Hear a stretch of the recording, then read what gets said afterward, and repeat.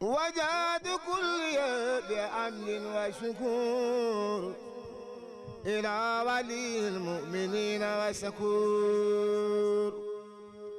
كن يا ولي Serigne Mohamed Mbacké borom Taïf ak Bayla, né en 1934 à Nédé Mbacké. La naissance de ce premier fils de Gaïndé Fatma provoqua un émoi de la part de son illustre grand-père, Cheikh Moustapha Al Karim, premier khalife de Cheikhoul Khadim, qui prédit en lui un destin de bâtisseur du village de Taïf. Il entama ses humanités coraniques auprès de ce dernier à Taïf, avant d'aller continuer ses études pour la mémorisation du livre saint à Darou Rahman auprès de Serigne Ibra Dia, dont l'érudition est restée célèbre. Ce fut ensuite la Mauritanie et l'Algérie qui l'accueillent pour parfaire sa formation. Ce qui a fait certainement de Serigne Mohamed Mbacké un grand érudit doublé d'un homme de culture ouvert au monde. Ce visionnaire politique et économique avait de par ses qualités d'homme de science tisé des relations cordiales avec des grands de ce monde. Il a su entretenir, fructifier et élargir les relations que Gaïndé Fatma avait tissées partout dans le monde. Ce qui a fait que Serigne Mbacké Sokhna Lo comptait des amis partout, y compris des chefs d'État, des responsables politiques, des hommes d'affaires, mais aussi des milliers de disciples et sympathisants à travers le monde. Ce sera l'occasion de rappeler les qualités de l'homme de culture qui avait mis son intelligence et sa fortune au service de la patrie et de l'islam. En effet, Cheikh Mohamed Mbacké, qui, durant toute sa vie, a gardé ce que l'homme a de plus noble, sa dignité. Un visionnaire, un patriote, un guide religieux hors pair, Serigne Mbacké Sokhna Lo était un chef religieux qui a assumé tout au long de sa vie avec la plénitude de sa dignité et de sa mission sacerdale. Sa fonction de chef spirituel pleinement engagé à la promotion de tous les aspects de la vie au Sénégal. Comptant des talibés dans toutes les chapelles politiques, il aimait se placer dans une position de stricte neutralité. Je ne suis d'aucune parti politique ni ne soutiens aucun candidat. Ma seule préoccupation, c'est que le Sénégal aille de l'avant.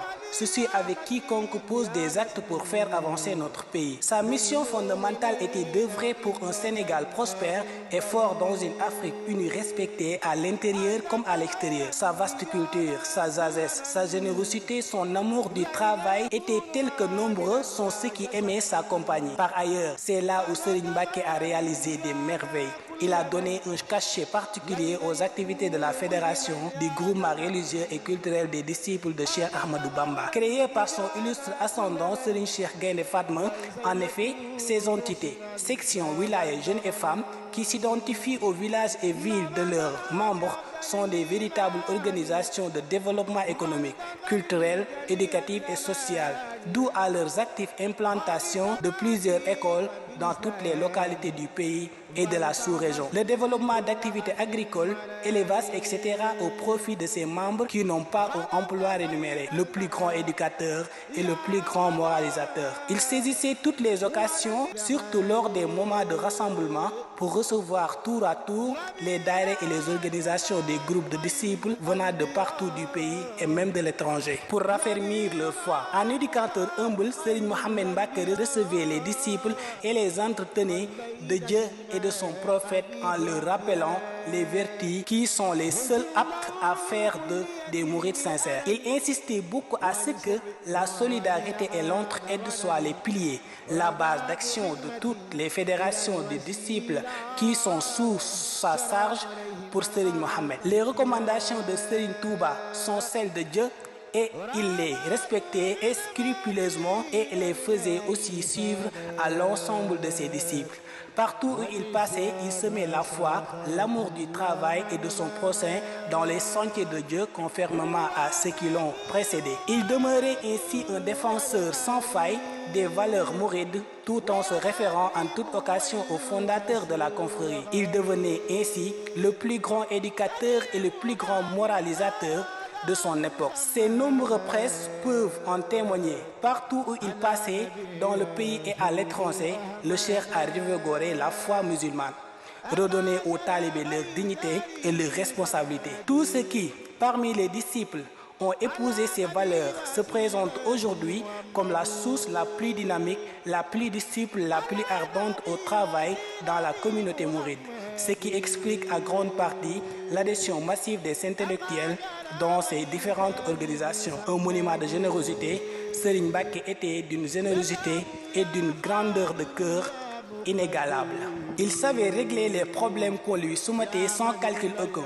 Pour lui, la générosité ne se limitait pas à ce qu'il appelait faire son devoir, car, selon lui, aider son prochain est un devoir naturel et ne pas être considéré comme de la générosité. Son entendement de la générosité était plus large et allait jusqu'à aider des gens dont on est sûr ne disent pas la vérité par rapport à leur requête. Borom Taïf était un exemple.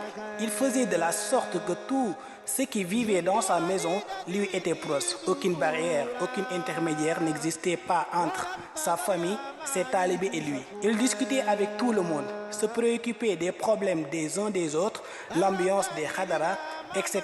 et vieilles nocturnes où le marabout discutait librement avec les autres et les membres de la famille était toujours bonne. Serigne Mbacké, à l'image de son illustre père Gaïndé Fatma, était généreux. Un homme de bien qui transcendait tous les clivages confrériques et même ethniques pour se mettre à la disposition de l'homme tout court. Ma mission ici-bas consiste à aider les nécessiteux, rétorquait-il souvent à ceux qui reprochaient ses largesses. Tout ce qui me tombe sur la main, je n'hésiterai pas à le redistribuer. Tout ce que vous ne voulez pas que je donne, ne me le remettez pas. Telle était sa vision, sa philosophie des choses. Un Serigne Mohamed Mbacké semblait nous préparer à cette triste réalité en nous désignant en maintes reprises celui qui allait prendre la relève, son frère Serigne Abdoul Fattah Mbacké, à qui nous prions pour qu'il repose en paix. Il savait qu'il allait partir et a essayé de nous le dire lors de sa dernière sortie en public, mais il était si vivant que jamais l'esprit d'aucun talibé n'a frôlé la question de la disparition imminente de celui que nous appelions affectueusement Borom Taïf ak Bayla. Aujourd'hui, comme pour lui témoigner leur gratitude, de ses fils spirituels perpétue le souvenir d'un saint, d'un érudit incomparable et d'un serviteur infatigable de Dieu, dans ses daïras et dans ses daras, Gerlé, Nebodji, Darussalam, Darma et Bayla, etc. D'une silhouette et d'une prestance doublée d'un charisme impressionnant, d'une belle figure radieuse qui illuminait un sourire si doux.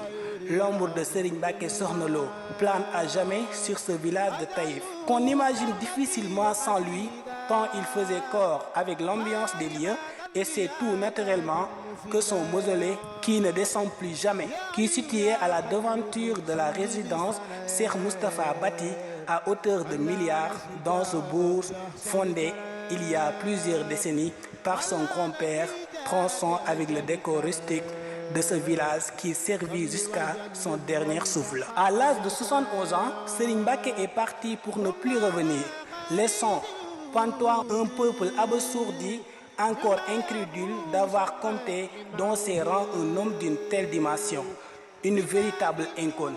Au paradis, à côté de Cheikh Mouhamadou Moustapha, celui qui fit son repère et guide, il doit goûter avec facilité la récompense promise par le Seigneur à ceux qui ont été préservés dans le droiture et la complicité de bonnes actions uniques pour la face de Dieu. على مشاهد الأخرى سبحان ربك رب العزة عما يصفون وسلام على المرسلين الحمد لله رب العالمين.